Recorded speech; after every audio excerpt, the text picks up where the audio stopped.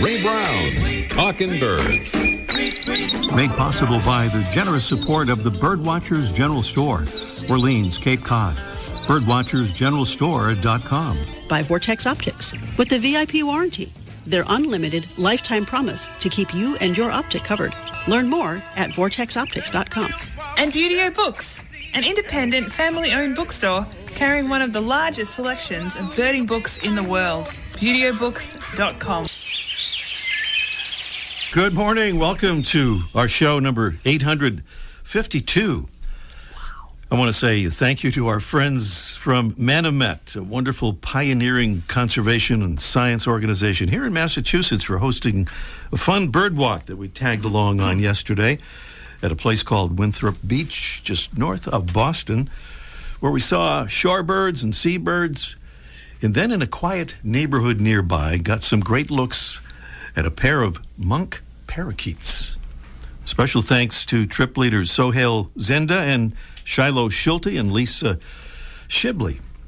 And we have a very special guest in our studio. I just noticed this morning. I heard someone clearing his throat, and I thought, my goodness. David Clapp is here with us, our first guest since the beginning of the pandemic, in-studio guest, that is. Hey, Ray. Muffled voice. Yeah, he knows the mic technique very well there.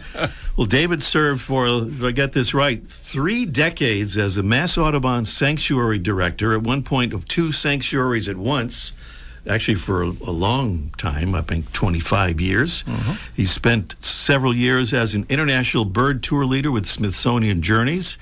He's also spent a few hours in this studio as a guest on our show over the years, and we're thrilled to have him back with us again. Good morning, David. Good morning. Those hours in this studio are the highlight of my life. Really? Absolutely. Wow. Did we get that on tape? Well, David, before we get some of your insights about the magic and mysteries of fall migration, or migration in general, I think you have a thought or two about those monk parakeets that we saw. I do. You know, monk parakeets, Massachusetts parakeet, parrot, they just don't go together. You hardly ever hear those words in the same sentence. Monk parakeets are an Argentinian open grassland kind of nuisance bird, really. They eat crops and that sort of stuff. We had a parakeet called the Carolina parakeet on the East Coast south of us. Extinct now. Killed off because it ate crops and fruits. The same kind of thing with the monk parakeet. They don't like it in the south. It's a nuisance, and it's a cute little parakeet, and makes a decent pet bird apparently, because Chicago, New York for a while, San Francisco, all the Texas coast and Florida, there are colonies now of monk parakeets. How they get up here, whether they get released by somebody in the urban areas and they've sort of forced their way in, I don't know. But over the past 30, 35 years, there are scattered reports of monk parakeets in Massachusetts. There was a nesting pair or 2 or 3 pairs down near Somerset, which Rhode Island borders somewhere down there.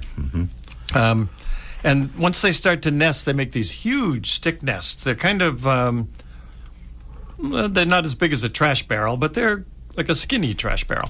Yeah. And they're all sticks. They're heavy. They can cause fires on transistors, transformers, and so the electric company tends to get rid of them. Yeah. So. And we did see with one of those nests, I guess not full size yet, as you were describing how big they get. And these birds are all over the country, many cities around the country, and in Canada as well. Yeah, well, they made the movie about the birds of San Francisco, the parrots of San Francisco, whatever that was called. Many of those were monk parakeets. Yeah, they're very hardy. Parakeets are surprisingly hardy. There's a lot of them that live at high elevation. Hummingbirds, too, live at high elevation. But parrots and parakeets are they can crunch through most anything. They've got strong bills. They find food. They're okay. Well, we're in fall migration season, David, right now, and I know you were a follower of migration and a student of it too. And we talked off the air about all the variations in migration. Birds going at different times of year, of course, and some leaving early, some later, and some not at the same time every year. Right. There's some sort of general predictions you can make. The bug eaters will leave when it gets cold and the bugs die off. The seed eaters will linger because seeds fall to the ground and you can find seeds for a long time. But it's not always so cut and dry. Purple martins, which are not a common nesting bird here in the Northeast, they're much more common in the central and southern parts of the U.S., all the way to the West Coast. They migrate away from us very, very early. They're gone often in July. And we get our first sandpipers and shorebirds passing through in July. And these birds are on their way south. It could have to do with food. It could have to do with establishing territories in the place they want to be for 6 or 7 or 8 months. And so they want to get there on time to elbow their way into the best habitat down in the Amazon or someplace.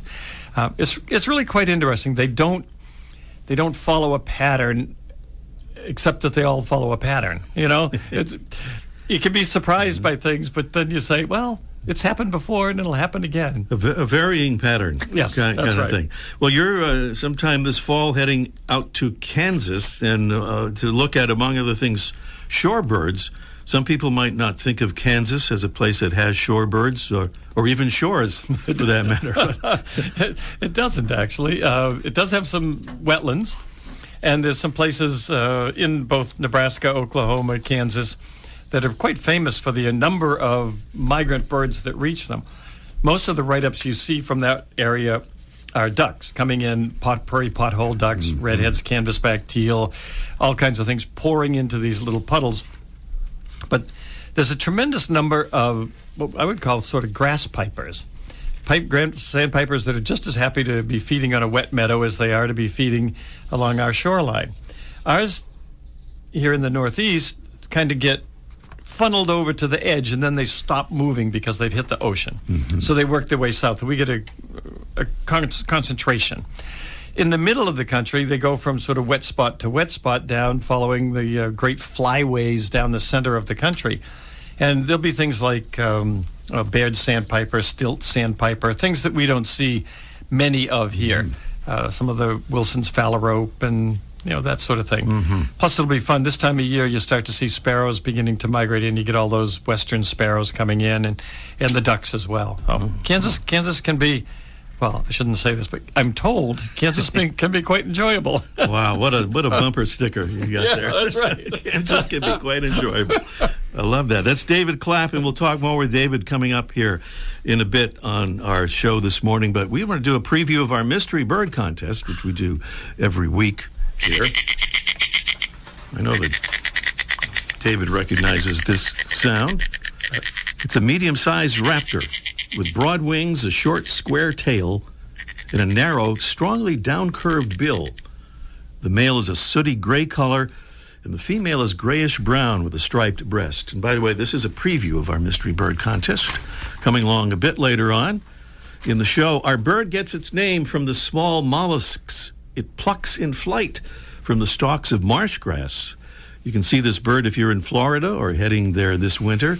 It's found there and pretty much nowhere else in the U.S. year-round. You confirm that, David? I do. Yeah. Occasionally we'll swing along the Gulf Coast a little bit, but not much. Well, that's our mystery bird. Beautiful prizes from Droll Yankees and also from our new friends at Feather Friendly. And it's this beautiful window marker kit. It is so cool, and a beautiful little kit that they will send out to make your windows visible to birds so they won't crash into them. And if we have time for a bonus question on our mystery bird contest, we'll give away a $20 certificate from Wisdom Supply Company. They have those wonderful items for school or for your home office or your desk, all ecologically friendly and no plastic in sight. All coming up a little bit later on in this morning's show.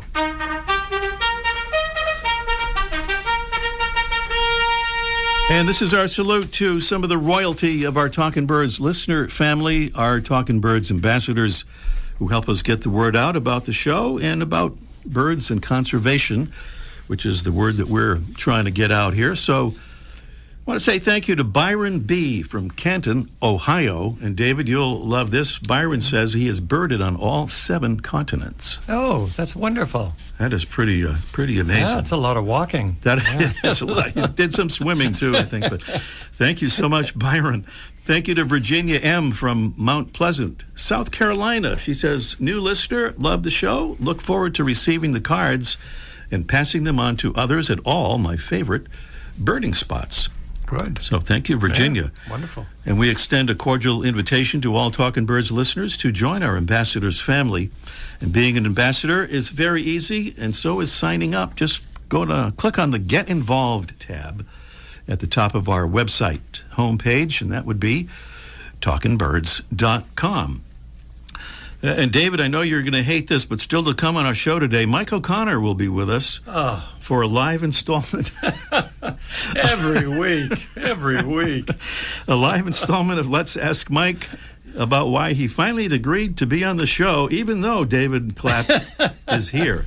No, really, he's going to be talking about a bird called the northern wheat ear. Oh. Yeah, you know all about it. I do know all about it. You know I'll be critical of his approach, yeah. I bet you will. And up next, a favorite bird of Attila the Hun is today's featured feathered friend, presented by Birdwatching Magazine.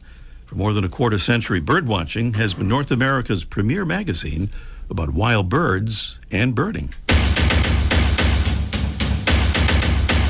When Attila the Hun was plundering the Balkans, attacking Constantinople, and invading the northern provinces of what is now Italy in the 5th century, he wore on his helmet the image of a fierce raptor. That same predator has been chosen by the Republic of Korea, that would be South Korea, as a cherished emblem of its Air Force.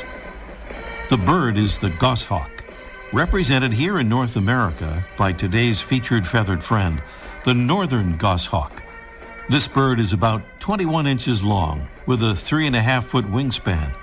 The adult has dark slate blue-gray upper parts with a finely streaked gray chest and belly, a long tail, a pale eyebrow stripe on its dark head, and red eyes.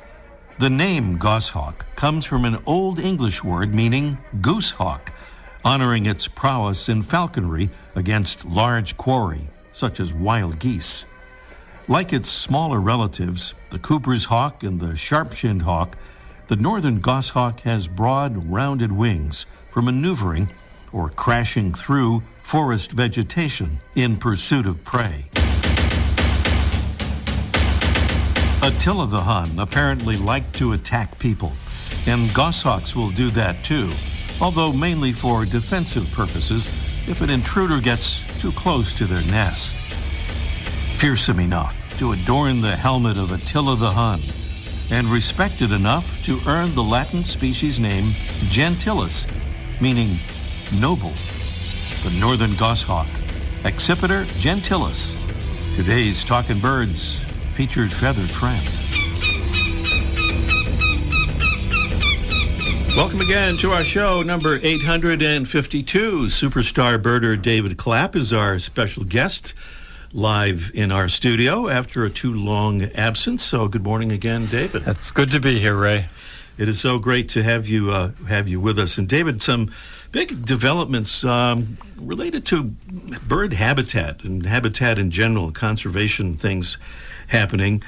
We talked about this last week. The Department of the Interior announced $34 million in grants to help restore wetland habitats all around the country. There was a $74 million partner fund grant. So that was last week. And then this week, the Fish and Wildlife Service announced nearly $79 million in grants to protect about 56,000 acres of habitat for listed and at-risk species across 13 states. And then the Department of the Interior had some other good news, announcing actions to ensure that the Migratory Bird Treaty Act conserves birds today and into the future, with changing their rules back to what they used back to to be. what they were. Yeah. That's fine. All that work with restoration, it's always, everything has a flip side. Mm-hmm. You can work to enhance habitat, create habitat, save habitat for specific needs, for creatures that need a specific habitat. But in the meantime, when you do that, you're disallowing it from evolving into a forest or a wet meadow or whatever whatever transition might be taking place. There's always a flip side to everything, and I don't know. if you're a blackback woodpecker in the north and you know that a fire, I'm not. Geez, yeah, that's true, isn't it? A fire is raging through your countryside. You might say to yourself, "Oh boy, in a couple of years, I'm going to have the best stuff to eat. All those beetles are going to be in the dead trees." If you're any other kind of bird, you're saying, "Oh, all my trees are being killed," and so. Everything is complex, Ray, I guess is all I'm going to say. Everything's a trade-off. Yeah, everything's a trade-off. I certainly have worked with endangered species, protected endangered species, created management stuff for protected species, and we have to do it. We just have to do it. But down the road, I see all kinds of problems with other competitions for water necessary to manage these lands, all kinds of... I hope we stay with it. I really hope we stay with it. And the reversion of the... Migratory Bird Act is welcome, very welcome. It's good to see. Well, speaking of problems, here's the other thing that the Fish and Wildlife Service has just said, officially declaring extinct 23 species of birds, fish, and plants, including 8 Hawaiian forest birds and the iconic ivory-billed woodpecker. Assumed extinct for a long time, but they're saying officially it is extinct. I'm not sure exactly what that means. I know that if a person sort of disappears and you're never quite sure if they've run away, they're hiding, they're in Brazil, or if they passed away, it's a while. And it's been a while for the ivory-billed woodpecker. The casual sightings persisted up into the last decade or two, but confirmed sightings and confirmed records, body carcasses, and this kind of stuff go back almost 100 years now. There are a lot of reports from the 40s and 50s that are probably true, but 1944, I think, wasn't the last kind of accepted one. Of course, our friend Tim Gallagher said he rediscovered the bird in the bottomlands of Arkansas, I guess 2005, and we all hoped it was true. Yeah, it was all celebrated and then kind of shot down, if you'll pardon the expression, by a number of other birders, Ken Kaufman and David Sibley and some others.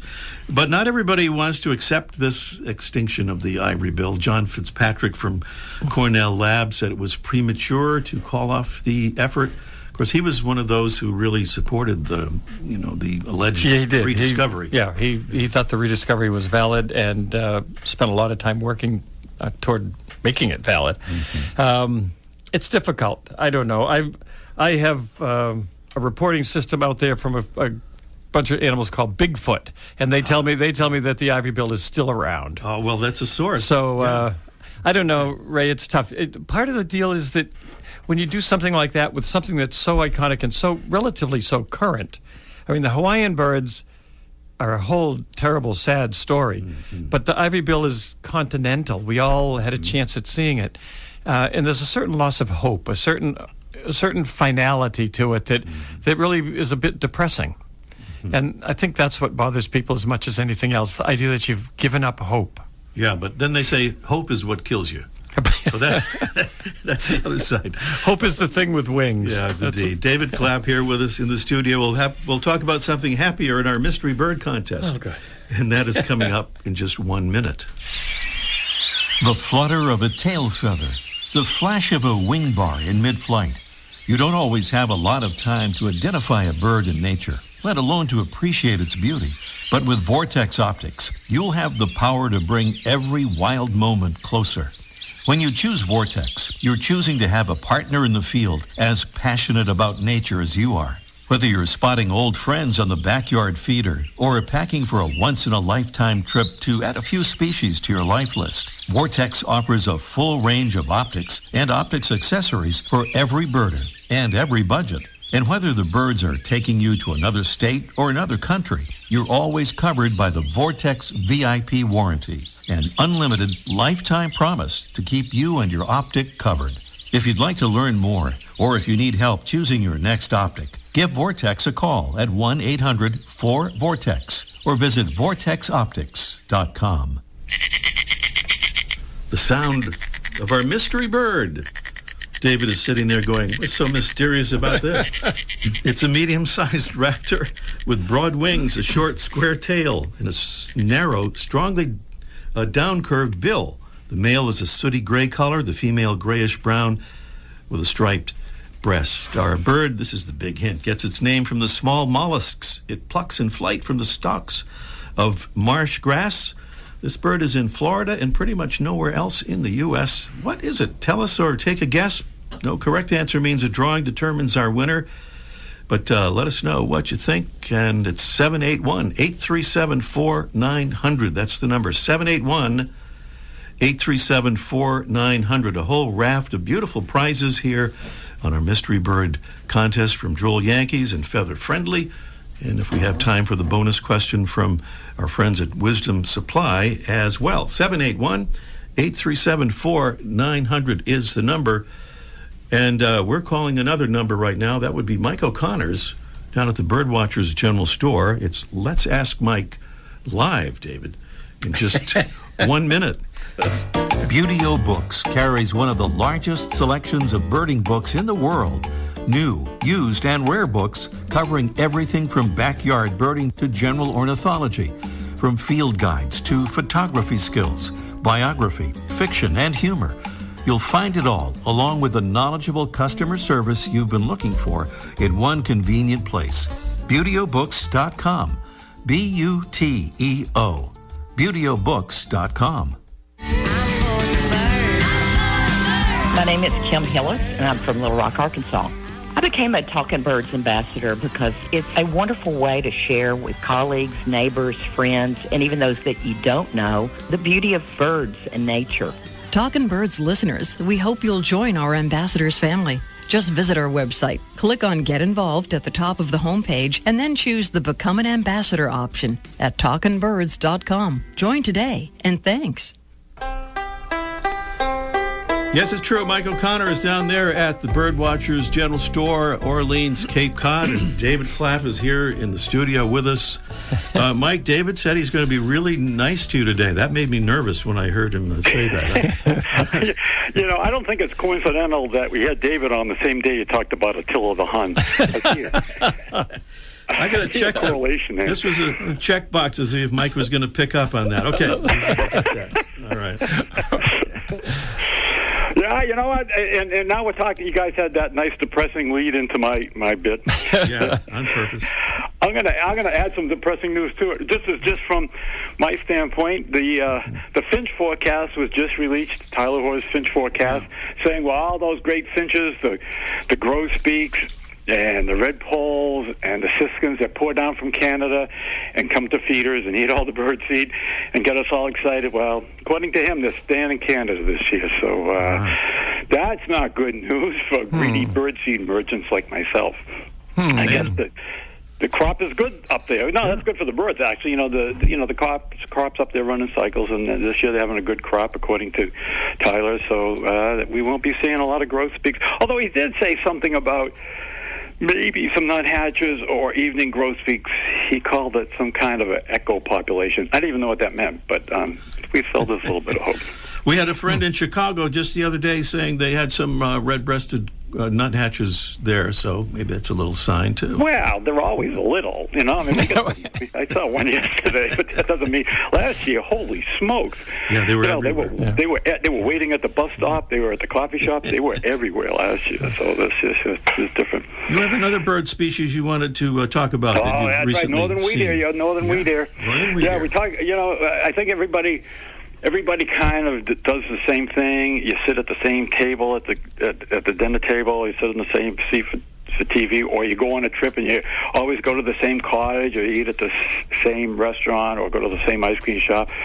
Well, there's a bird here that takes it to another level. The northern wheat ear is a bird from northern Europe and Asia and Siberia, and then there's a population in the New World, as you people like to call it, Canada and Alaska. And these birds are super stubborn because they spend their winter in Africa. So when the birds up in Canada, we'll say, up above the Arctic Circle are breeding, and all the other birds David just talked about fly down along the coast of migration. They go through the center of the country, through the flyway, along the coast, and head down to the tropics or the southern part of this country.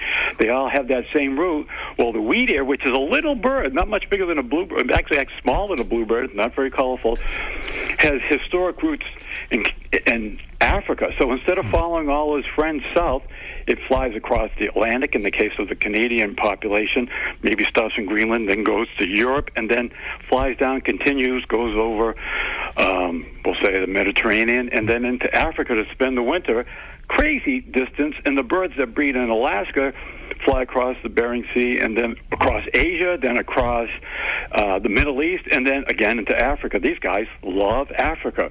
And so instead of taking the short, normal route like all the other birds, these guys have fly great distances, and because of that, we don't get to see them here on the East Coast or other parts of North America, except once in a while, one decides to get lost, usually a young bird. And one popped up the other day in the nearby town of Yarmouth. I got a call from Alex Berto, a great birder who used to work for me, but, I couldn't afford him. So he gave me a call. He had one in his yard. There's a good yard bird. This little kind of weed ear, and I ran down, and I got some good looks at him. And I think, David, tell us how you saw him, David. We happened onto the beach and popped over the dunes, but about 12 miles west of where Alex lives. So the thing was moving to the west. But let me just ask you quickly, if I can. Ray's given me the signal. Do you know why it's called wheat ear? It's not because yes, I do. It's not because it has. We can't say that on the air, though. Oh, we can't. Oh, I don't know. Yeah. It's a. I can't. It's an abuse of the Icelandic phrase for white arse. Yes, can we not say that? I guess we can. Okay. Let me just mention that we did a little feature on the northern wheat ear. That was on our show number 716. Oh, I remember that. In February, ahead of the game. February of 2019. For anybody who wants to look that up, show 107. Yeah. Well, Mike, I think we're out of time here. Yeah. Well, there you go. Yeah. I got to go read about it. No, Mike. It's time for everybody to clean their bird feeders, buy bird seed, and get set up for the winter. Oh, you're the best, David. Wow. Oh, it sounds like you guys have really made up. I don't even know who he is. See you next week, Mike. Okay, thanks, you guys. Right. We're back to the mystery bird contest. I'm not sure you can hear that bird over the cacophony here, but there it is again. 781-837-4900 is the number. Not much time, but we'll see what we can do. Gene is in Marshfield, Massachusetts. I know that place, and it is not his birthday. I'll explain why that's important in a moment. But good morning, Gene. Good morning. Good morning. What do you think, Gene, on our mystery bird? I think it's a snail kite.